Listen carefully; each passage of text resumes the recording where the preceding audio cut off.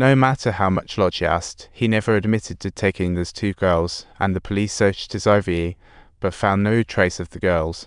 Even though the driver denied it, Lotchi confirmed his name and address.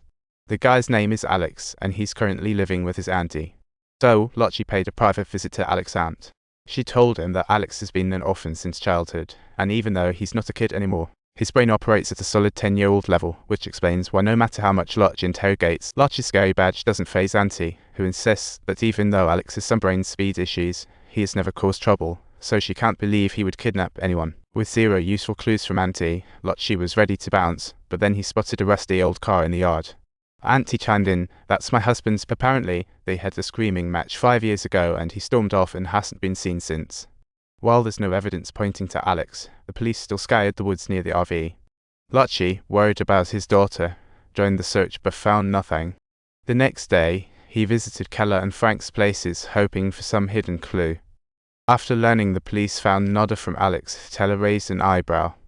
If it's not Alex, why did he run like a startled deer when he saw the cops? Lotchi replied, "Well, Alex IQ is a solid 10, maybe he got freaked out." Teller wasn't buying it and smelled a rat. He suspected Alex might be working with others and urged the cops to explore every angle.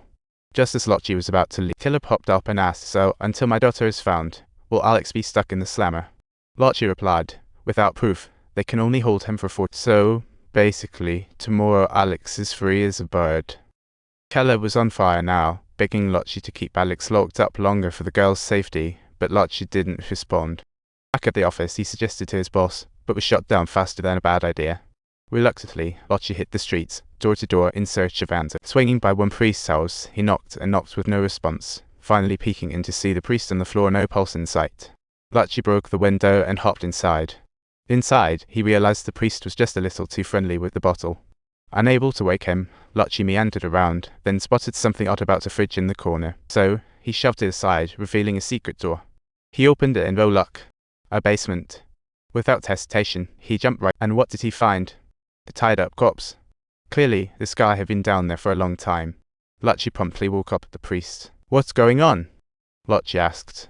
The priest said the man came long ago to confess. Turns out, he had killed lots of kids. The priest thought, better to leave this guy in a basement than risk more trouble. Lotchi, however, wasn't buying that. Lotchi dragged the priest back to the station.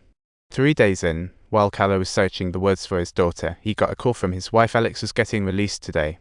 Keller rushed to the station, where reporters swarmed around Alex. Without caring for any onlookers, he charged at Alex, demanding to know where his daughter was. Surprisingly, Alex bloated, "Kill me, they're crying, so I left." "Did you catch that? What'd you say?" Before Keller could react, police seized him. He recounted what had heard, confirming his daughter's disappearance. Surely, it's linked to Alex. He blamed Agent Lotchi for freeing the monster. The more Keller rambled on, the more agitated he became, but without anyone else hearing Alex's words, they started doubting Keller. The cops just weren't frustrated. Keller stormed out. While Lotchi had doubts about Teller, he still swung by Alex's place to interrogate him about those strange. Alex was still playing clueless as ever. Meanwhile, Keller returned home to find his wife in tears. He decided enough is enough, since the cops aren't cutting it. Subtitle: Keller decided to act himself to find his daughter and began stealthily tailing Alex. After a few days of stakeouts, one night he finally saw a different side of Alex.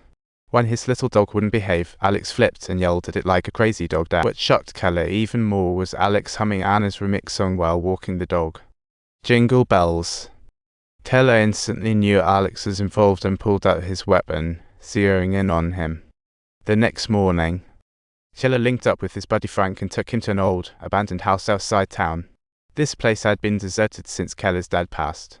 Frank followed along, scratching. There, he found Alex tied up. Frank couldn't believe Keller had gone rogue.